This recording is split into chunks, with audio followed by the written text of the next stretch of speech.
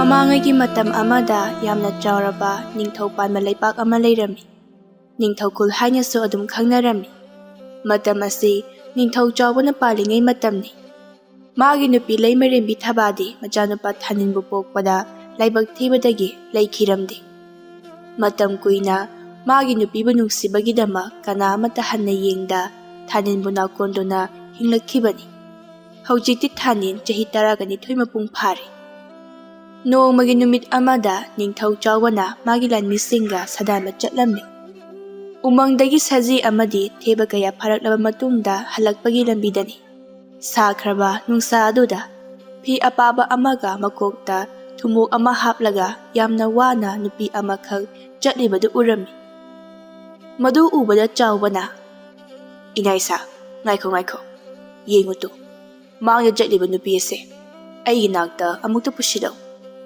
ꯃꯅꯥꯏꯁꯤꯡ ꯑꯗꯨꯅ, "ꯐꯒꯅꯤ ꯏꯅꯤꯡꯊꯧ꯫" ꯋꯥꯍꯩ ꯑꯁꯤ ꯍꯥꯏꯔꯝꯂꯒ ꯃꯅꯥꯏꯁꯤꯡ ꯑꯗꯨ ꯆꯠꯈꯤꯔꯝꯃꯤ꯫ ꯑꯗꯨꯒ ꯃꯤꯀꯨꯞ ꯈꯔꯒꯤ ꯃꯇꯨꯡꯗ ꯅꯨꯄꯤ ꯑꯗꯨ ꯆꯪꯁꯤꯜꯂꯛꯂꯗꯨꯅ ꯁꯣꯔ ꯊꯕꯦꯠ ꯍꯣꯜꯂꯒ ꯊꯧꯒꯜꯂꯣꯟ ꯎꯠꯇꯨꯅ ꯍꯥꯏꯔꯛꯏ, "ꯏꯅꯤꯡꯊꯧ, ꯑꯩꯕꯨ ꯀꯧꯕꯤꯕꯕꯨ ꯀꯔꯤ ꯇꯥꯛꯄꯤꯒꯗꯕꯅꯣ?" ꯆꯥꯎꯕꯅ ꯅꯨꯄꯤ ꯑꯗꯨꯕꯨ ꯀꯣꯛꯇꯒꯤꯅ ꯇꯣꯟ ꯐꯥꯎꯕ ꯌꯦꯡꯂꯒ, "ꯅꯪꯕꯨ ꯀꯔꯥꯏꯗꯒꯤꯅꯣ? ꯀꯔꯤ ꯃꯤꯡ ꯀꯧꯕꯒꯦ?" "ꯏꯅꯤꯡꯊꯧ, ꯑꯩꯒꯤ ꯃꯤꯡ ꯄꯣꯏꯅꯨ ꯍꯥꯏꯅ ꯀꯧꯏ꯫ ꯑꯩ ꯑꯅꯛꯄ ꯈꯨꯜ ꯑꯃꯗꯒꯤꯅꯤ, ꯎꯁꯣꯏ ꯌꯣꯟꯕ ꯂꯥꯛꯆꯕꯅꯤ꯫ ꯅꯄꯨꯔꯣꯏꯕ ꯅꯆꯥꯗꯤ ꯂꯩꯇꯕ꯭ꯔꯥ ꯅꯍꯥꯛꯄꯨ? ꯑꯁꯨꯛ ꯁꯥꯈ꯭ꯔꯕ ꯃꯇꯝ ꯑꯁꯤꯗ ꯈꯔ ꯁꯤꯟꯅꯔꯒ ꯌꯣꯟꯕ ꯆꯠꯃꯤꯟꯅꯔꯕꯗꯤ ꯑꯋꯥꯕꯗꯣ ꯈꯔ ꯀꯣꯛꯀꯅꯤꯗꯅ." ꯋꯥꯗꯨ ꯇꯥꯕꯗ ꯄꯣꯏꯅꯨ ꯅꯨꯡꯉꯥꯏꯇꯅ, "ꯏꯅꯤꯡꯊꯧ, ꯑꯩꯒꯤꯁꯨ ꯃꯇꯝ ꯑꯃꯗ ꯏꯋꯥ ꯏꯄꯨꯔꯣꯏꯕ ꯂꯣꯏꯅ ꯂꯩꯔꯝꯃꯤ꯫ ꯑꯗꯨꯕꯨ ꯂꯥꯏꯕꯛ ꯊꯤꯕ ꯍꯥꯏꯒꯗ꯭ꯔꯥ, ꯑꯩꯒꯤ ꯏꯄꯨꯔꯣꯏꯕꯗꯣ ꯁꯪꯁꯥꯔ ꯑꯁꯤꯗ ꯂꯩꯕ ꯅꯤꯁꯥ ꯃꯈꯩ ꯁꯤꯖꯤꯟꯅꯗꯨꯅ ꯑꯩꯕꯨ ꯑꯣꯠꯄꯤ ꯅꯩꯕꯤꯕ ꯇꯧꯔꯛꯄꯗꯒꯤ ꯋꯥꯈꯜ ꯆꯥꯅꯔꯛꯇ꯭ꯔꯗꯨꯅ ꯏꯕꯥꯅꯤ ꯈꯥꯏꯗꯣꯛꯅꯗꯨꯅ ꯂꯩꯈꯤ꯫ ꯀꯣꯟꯅ ꯊꯪꯗꯗꯤ ꯑꯩ ꯑꯉꯥꯡ ꯃꯤꯔꯣꯟꯈꯤ꯫ ꯃꯇꯝ ꯑꯗꯨꯗ ꯅꯥꯏꯇꯣꯝ ꯇꯥꯕ ꯄꯨꯟꯁꯤ ꯑꯁꯦ ꯃꯤꯑꯣꯏ ꯑꯅꯤ ꯁꯨꯔꯒꯅꯤ ꯈꯜꯂꯨꯕꯗ ꯌꯥꯝꯅ ꯍꯔꯥꯎꯈꯤꯕꯅꯤ꯫ ꯑꯗꯨꯕꯨ ꯏꯁꯣꯔ ꯃꯍꯥꯛꯁꯨ ꯐꯠꯃꯟꯗꯦ꯫ ꯁꯣꯏꯕꯗꯒꯤ ꯇꯨꯁꯤꯟꯕꯗ ꯏꯆꯥꯗꯣ ꯑꯗꯨꯃꯛ ꯃꯥꯡꯈ꯭ꯔꯦ." ꯋꯥꯁꯤ ꯍꯥꯏꯔꯒ ꯄꯣꯏꯅꯨ ꯁꯨ ꯇꯧꯅ ꯀꯞꯂꯝꯃꯤ꯫ ꯆꯥꯎꯕꯅ ꯅꯨꯡꯉꯥꯏꯇꯅ, "ꯑꯣ, ꯀꯌꯥꯗ ꯑꯣꯛꯇ꯭ꯔꯤꯕ ꯅꯨꯄꯥꯅꯣ? ꯑꯩꯒꯤ ꯂꯩꯕꯥꯛꯇ ꯅꯠꯇ ꯇꯧꯔꯝꯕꯅꯤ꯫ ꯀꯔꯤꯒꯨꯝꯕ ꯑꯩꯒꯤ ꯂꯩꯕꯥꯛꯇ ꯊꯣꯛꯄ ꯑꯣꯏꯔꯝꯂꯕꯗꯤ ꯑꯀꯟꯕ ꯆꯩꯔꯥꯛ ꯄꯤꯗꯨꯅ ꯑꯋꯥ ꯆꯩꯅꯥ ꯈꯪꯍꯟꯒꯗꯧꯕꯅꯤ꯫ ꯏꯅꯤꯡꯊꯧ, ꯑꯗꯨꯕꯨ ꯑꯩꯕꯨ ꯀꯧꯕꯤꯕꯕꯨ ꯎꯁꯣꯏ ꯑꯁꯦ ꯈꯔ ꯂꯩꯕꯤꯍꯧꯒꯦ ꯍꯥꯏꯔꯤꯕ꯭ꯔꯥ?" ꯆꯥꯎꯕ ꯃꯃꯣꯟ ꯅꯣꯛꯂꯒ, "ꯑꯩꯗꯤ ꯃꯤꯒꯤ ꯑꯋꯥꯕꯁꯦ ꯎꯕ ꯌꯥꯗꯦ, ꯍꯦꯛꯇꯃꯛ ꯃꯇꯦꯡ ꯄꯥꯡꯅꯤꯡꯉꯤ꯫ ꯉꯁꯤꯗꯒꯤꯗꯤ ꯅꯪ ꯎꯁꯣꯏ ꯌꯣꯟꯕ ꯇꯣꯛꯂꯣ."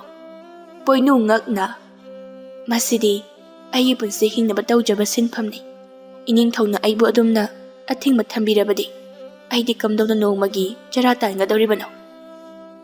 ꯑꯩꯒꯤ ꯏꯆꯥꯅꯨꯄꯥ ꯔꯥꯖꯀꯨꯃꯥꯔ ꯊꯥꯅꯤꯟꯕꯨ ꯁꯦꯟꯅꯗꯨꯅ ꯑꯣꯏꯅ ꯂꯩꯔꯣ꯫ ꯀꯔꯤꯁꯨ ꯆꯤꯡꯅꯒꯅꯨ, ꯑꯩꯅ ꯅꯪꯒꯤꯗꯃꯛ ꯃꯇꯤꯛ ꯆꯥꯕ ꯁꯦꯟꯐꯝ ꯁꯣꯏꯗꯅ ꯊꯥ ꯈꯨꯗꯤꯡꯒꯤ ꯄꯤꯒꯅꯤ." ꯋꯥꯗꯨ ꯇꯥꯕꯗ ꯄꯣꯏꯅꯨ ꯍꯔꯥꯎꯅ, "ꯑꯁꯦꯡꯕꯃꯛꯀꯤꯔ ꯏꯅꯤꯡꯊꯧ? ꯅꯍꯥꯛ ꯑꯁꯦ ꯑꯩꯒꯤ ꯏꯁꯣꯔꯃꯛꯅꯤ ꯍꯥꯏꯗꯨꯅ ꯈꯜꯂꯒꯅꯤ ꯉꯁꯤꯗꯒꯤ꯫ ꯀꯅꯥ ꯂꯩ? ꯅꯨꯄꯤ ꯑꯁꯤꯒꯤ ꯃꯅꯥꯛꯇ ꯅꯈꯣꯏ 2-3 ꯏꯟꯅꯧ, ꯑꯗꯨꯒ ꯃꯥꯒꯤ ꯃꯄꯣꯠ ꯃꯆꯩ ꯈꯔ ꯂꯧꯔꯨꯔꯒ ꯑꯩꯒꯤ ꯀꯣꯅꯨꯡꯇꯝꯅ ꯄꯨꯔꯛꯎ." ꯋꯥꯁꯤ ꯍꯥꯏꯔꯝꯂꯒ ꯑꯗꯨꯃꯛ ꯆꯠꯈ꯭ꯔꯦ꯫ ꯅꯨꯃꯤꯠ ꯑꯗꯨꯗꯒꯤ ꯍꯧꯅ ꯄꯣꯏꯅꯨꯅ ꯊꯥꯅꯤꯟꯅ ꯆꯠꯄ ꯈꯨꯗꯤꯡ ꯏꯟꯅꯔꯝꯃꯤ꯫ ꯑꯗꯨꯒ ꯃꯃꯥ ꯑꯃꯗꯒꯤ ꯍꯦꯟꯅ ꯌꯥꯝꯅ ꯀꯨꯞꯅ ꯁꯦꯟꯅꯕꯤꯕ ꯑꯃꯗꯤ ꯅꯨꯡꯁꯤꯕꯁꯨ ꯎꯠꯂꯝꯃꯤ꯫ ꯅꯣꯡꯃꯒꯤ ꯅꯨꯃꯤꯠ ꯑꯃꯗ ꯀꯣꯅꯨꯡ ꯑꯗꯨꯒꯤ ꯐꯖꯔꯕ ꯃꯈꯜ ꯀꯌꯥꯒꯤ ꯂꯩꯈꯜ ꯁꯨꯅ ꯍꯧꯕ ꯂꯩꯀꯣꯜ ꯑꯃꯗ ꯐꯝꯂꯗꯨꯅ ꯃꯃꯥ ꯑꯃꯅ ꯆꯥꯛ ꯏꯟꯕꯤꯕꯒꯨꯝ ꯄꯣꯏꯅꯨꯅ ꯊꯥꯅꯤꯟꯕꯨ ꯅꯨꯡꯁꯤꯅ ꯃꯈꯨꯠ ꯑꯗꯨꯅ ꯆꯥꯛ ꯑꯗꯨ ꯏꯟꯕꯤꯔꯝꯃꯤ꯫ ꯁꯣꯝꯗꯅ ꯆꯥꯎꯕꯅ ꯑꯁꯨꯝ ꯃꯄꯥꯟ ꯊꯣꯔꯛꯄꯗ ꯈꯪꯍꯧꯗꯅ ꯂꯥꯟꯃꯤ ꯑꯃꯅ ꯌꯥꯝꯅ ꯐꯤꯡꯅ ꯆꯦꯟꯁꯤꯜꯂꯛꯂꯒ ꯁꯣꯔ ꯐꯨꯏꯅ ꯍꯣꯜꯂꯒ, "ꯏꯅꯤꯡꯊꯧ, ꯔꯥꯖꯀꯨꯃꯥꯔ ꯊꯥꯅꯤꯟꯗꯣ." ꯆꯥꯎꯕ ꯄꯥꯈꯠꯅ, "ꯍꯩ, ꯀꯔꯤ ꯇꯧꯔꯒꯦꯅꯦ? ꯏꯆꯥ ꯊꯥꯅꯤꯟꯕꯣ ꯀꯔꯤ ꯇꯧꯔꯦ? ꯍꯥꯏꯌꯨꯅꯦ, ꯅꯪꯕꯨ ꯐꯖꯅ ꯁꯣꯔꯗꯣ ꯆꯅꯤꯡ ꯇꯥꯅ ꯑꯃꯨꯛꯇ ꯍꯣꯟꯗꯣꯛꯎꯅꯦ, ꯑꯗꯨꯒ ꯉꯥꯡꯉꯨꯅꯦ ꯋꯥꯗꯣ." "ꯏꯅꯤꯡꯊꯧ, ꯊꯥꯅꯤꯟꯗꯣ ꯅꯍꯥꯟ ꯃꯈꯩ ꯆꯥꯛ ꯆꯥꯕꯗ ꯅꯤꯡꯉꯥꯏ ꯇꯧꯕꯗꯣ ꯉꯁꯤꯗꯤ ꯇꯧꯍꯧꯗ꯭ꯔꯦ꯫ ꯏꯕꯦꯝꯃ ꯄꯣꯏꯅꯨꯅ ꯆꯥꯛ ꯏꯟꯕꯗ ꯍꯔꯥꯎꯅ ꯆꯥꯃꯤꯟꯅꯍꯧꯏ." "ꯀꯗꯥꯏꯗ ꯂꯩꯍꯧꯕꯒꯦ?" "ꯂꯩꯀꯣꯜꯗ ꯂꯩꯍꯧꯕꯅꯤ." ꯆꯥꯎꯕ ꯊꯤꯟꯊꯕ ꯇꯧꯗ ꯈꯨꯗꯛ ꯑꯗꯨꯗ ꯊꯨꯅ ꯌꯥꯡꯅꯃꯛ ꯆꯦꯟꯈꯤꯔꯝꯃꯤ꯫ ꯃꯤꯀꯨꯞ ꯈꯔꯒꯤ ꯃꯇꯨꯡ ꯂꯩꯀꯣꯜ ꯌꯧꯔꯕꯗ ꯎꯔꯦ Harauna momo nokminnaduna mama macha amagumna chak innaduna chaminaribadu urami. Madu ubada chawba haraubana loikirami mathamoida asumnasu khanjai. Oh, leimarebido. Ngasidi nahounana ningsinglaida. Mahaki sayola Poinu nahakpo. Asuk ningay kankraba ichanupase. Nangna mataw karamna luinaba ngamlibano. Mapai na phawba icha asibo. Magi apama piba ngamdi. Asumna leiringay thanin na mapabong na marum amadagi lona yenglibado ubada konjel hauna. Aya, babong, nang diduda kari tawriba. Chawba momo noklaga marum adudagi thoraklaga. Ichana chak chabada ningay tawduna chabado. Yenglibanine. Thanindi angang oijaribana khangdabana asumna haireklami. Babong, imana imiba chakse yam haujaningo nangsu ilhallo. Wadu tabda chawba mati Poinu mamit adu lauthoknaduna yengne. Ibungo Rajkumar, aise nangi mama nate kayarak hana haigano haiduna ngarang numidang tumlamdaidudagi hairekliba natro. Ipagi ibungo, ninena haiba wa iluko lam hengano. Poinu punemlaga iningthau angang asida aina mama kau haiduna insinkiba karisu leite. Karigumba aina aduna tawba oiramlabadi aibu cherak piduna warakpiyo. Isana yana ira laujage. Chawba momo noklaga. Poinu aisu khangi. Masida nangi asoiba karisu leite. Nangi nabu chen sengba matawado. Aige chabu senanaba thamba miyoi ama oina. Matik chap chabi mama amagi hak pubi nupi ama oibagidama nangbu thagatba phongdokjari. Thanin Poinugi makhut adu chinglaga. Mama, as amuk soikre. Nene tu asigi pukri ase asida chatluse. Ai yamna yingningeba. Asi haiduna chingduna pukhirami. Poinu chawbada laptak na makok adu nolamlaga dumok chatkirami. Chawba Poinugi chamjaraba mataw aduda momo nokjarami. Asumna nong nini di haujingkri nong magi numidangi matam amadani. Poinu thaninbu chak pijaba loirabada mapanda thawai michak yengbo oina ngaihaktang puthokpirami. Tanja aduda thaninna nongdon thakta yenkhatlaga makhut adu wangna thangatlaga. Tu, nene, thawai michak makele e. Poinu momo noklaga thaningi makokta nan thabiraga. Ase thawai michak paitharakpa natiye. Thanin yamna khangningna. Adudi karino tara irosibo. Asibu kawi thawai michaki mathi haina khangnaribase. Asumna taba uhauba miyoising ado maraibak pharaba miyoising oiduni. Magi aningba apamba ama nihaurabadi. Mado thungdanadi tokte hainaribani. Thanin harauna. Adudi aigisu ama nihauge soidana thunganiko. Poinu momo noktuna thungani haibagumangak adu nomlammi. Thanin harauna phamlambadagi phuk haugatuna makhut anidu lonaraga machinda kari karino khara soladuna khurumjarami. Loirabada Thanin noklaga. Loire. Karibu niribanone. Haido oi. Wasi hairaga phajen kirami. Poinu phuk haugatuna Thaninbu tanaba hotnabadagi soibadagi tusilami. Chawbasu lakpaga mapa chanaraduna Poinubu hugatpirami. Adubu anidu michana khiduna ngaihakti tumini yengnarami. Somdadi mataw adubu thanina thongmarum amadagi lona yenglaga nokjarami. Mana nijakhiba aningbadudi atai karisu nate Poinubu mahaki mama oina pinabiyo haiduna nijaribani. Poinu michanaribadu khangsinadaba saraga. Iningthau thanina khangawdana chenkibaduda ai phaba nanghaudre. Aibu waraubinuko.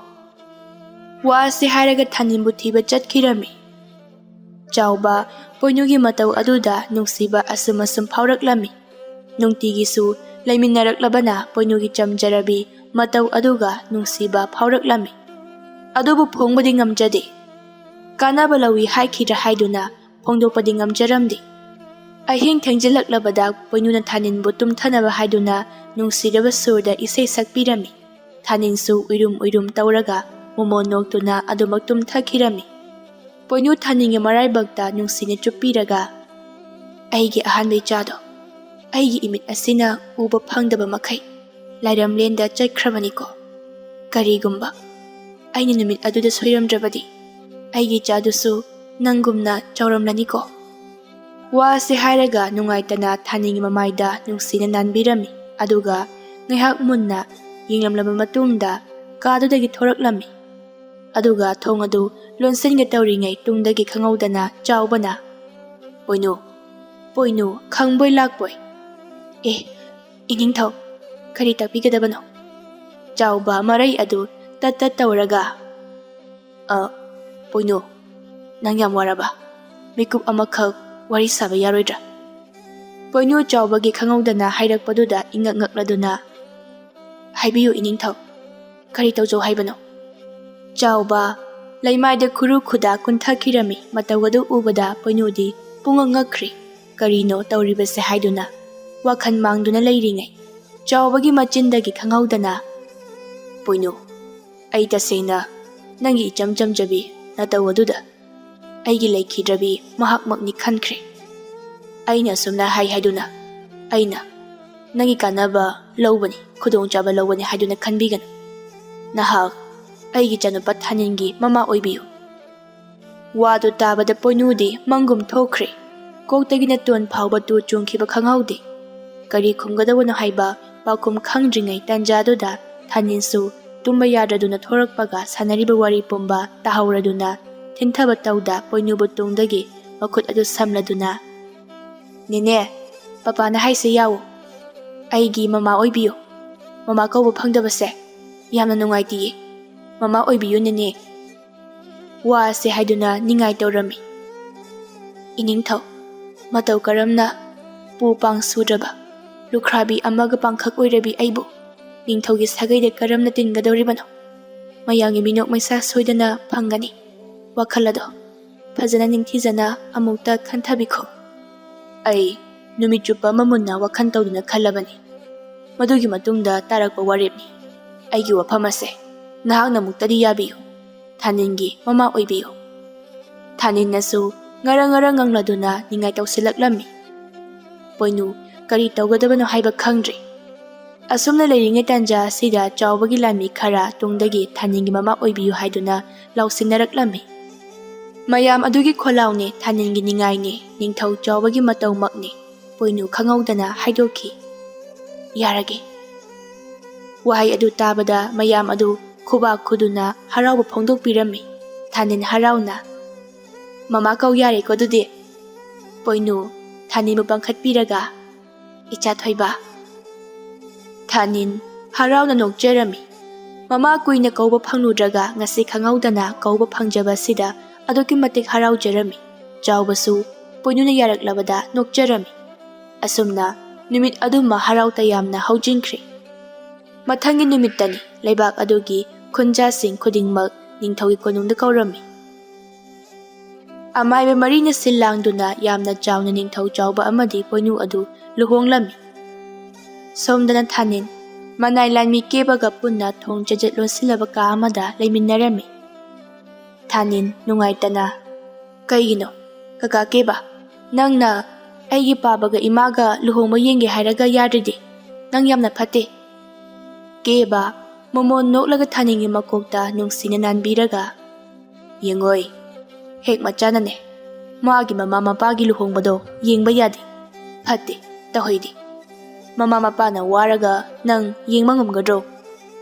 ꯊꯥꯅꯤꯟ ꯃꯄꯤꯗꯨ ꯇꯩꯊꯣꯛꯂꯒ ꯑꯗꯨꯗꯤ ꯉꯝꯃꯣꯏ꯫ ꯑꯗꯣ ꯀꯀꯥ ꯀꯌꯥꯝ ꯋꯥꯠꯂꯤꯒꯦ? ꯀꯥ ꯃꯅꯨꯡ ꯑꯁꯤꯗ ꯂꯩꯁꯤꯟꯕꯁꯦ ꯌꯥꯝꯅ ꯋꯥꯔꯤ꯫ ꯀꯦꯕꯅ ꯎꯄꯨ ꯃꯅꯨꯡꯗꯒꯤ ꯑꯆꯥꯊꯛ ꯈꯔ ꯂꯧꯊꯣꯛꯂꯒ ꯁꯤꯒꯤ ꯍꯋꯥꯏ ꯃꯔꯨ ꯑꯁꯦ ꯆꯥꯔꯒ ꯂꯩꯌꯨ, ꯃꯇꯝ ꯂꯦꯟꯕ ꯅꯨꯡꯉꯥꯏꯕꯅꯤ." ꯊꯥꯅꯤꯟ ꯍꯋꯥꯏ ꯃꯔꯨꯗꯨ ꯆꯥꯔꯒ "ꯀꯀꯥ ꯀꯦꯕ, ꯑꯁꯤꯗ ꯊꯦꯠꯂꯤꯕ ꯁꯛꯇꯝ ꯑꯁꯤꯕꯨ ꯀꯅꯥꯒꯤꯅꯣ?" ꯀꯦꯕ ꯐꯛꯂꯥꯡꯗ ꯊꯦꯠꯂꯤꯕ ꯑꯌꯦꯛꯄ ꯁꯛꯇꯝ ꯑꯗꯨ ꯌꯦꯡꯂꯒ ꯊꯋꯥꯏ ꯌꯥꯝꯅ ꯅꯨꯡꯉꯥꯏꯇꯅ ꯂꯩꯔꯝꯃꯤ꯫ ꯑꯗꯨꯒ ꯈꯪꯍꯧꯗꯅ ꯃꯄꯤꯁꯨ ꯇꯨꯞ ꯇꯥꯔꯛꯂꯝꯃꯤ꯫ ꯄꯤꯛꯂꯤꯕ ꯑꯉꯥꯡ ꯊꯥꯅꯤꯟꯅ ꯀꯦꯕꯒꯤ ꯃꯇꯧ ꯑꯗꯨꯕꯨ ꯌꯦꯡꯖꯔꯒ "ꯑꯩꯒꯤ ꯑꯃꯠꯇ ꯉꯥꯏꯔꯕꯤ ꯏꯆꯥ ꯊꯣꯏꯊꯣꯏꯅꯤ." ꯊꯥꯅꯤꯟ ꯈꯪꯅꯤꯡꯅ "ꯃꯍꯥꯛꯇꯤ ꯀꯔꯥꯏꯗ ꯆꯠꯈ꯭ꯔꯕꯒꯦ?" ꯀꯦꯕ ꯅꯨꯡꯉꯥꯏꯇꯅ "ꯃꯍꯥꯛꯇꯤ ꯆꯠꯈ꯭ꯔꯦ, ꯃꯐꯝ ꯑꯁꯤꯗ ꯂꯩꯇ꯭ꯔꯦ, ꯂꯥꯏꯔꯩꯄꯥꯛꯇ ꯃꯌꯨꯝ ꯁꯥꯗꯨꯅ ꯅꯨꯡꯉꯥꯏꯅ ꯅꯣꯛꯇꯨꯅ ꯍꯤꯡꯈ꯭ꯔꯦ꯫ ꯊꯥꯅꯤꯟ ꯃꯣꯃꯣꯟ ꯅꯣꯛꯂꯒ ꯑꯌꯥ, ꯂꯥꯏꯔꯩꯄꯥꯛ ꯍꯥꯏꯅ ꯑꯃꯁꯨ ꯂꯩꯕ꯭ꯔꯥ? ꯌꯥꯝꯅ ꯅꯨꯡꯉꯥꯏꯕ꯭ꯔꯥ ꯃꯐꯝꯁꯨ?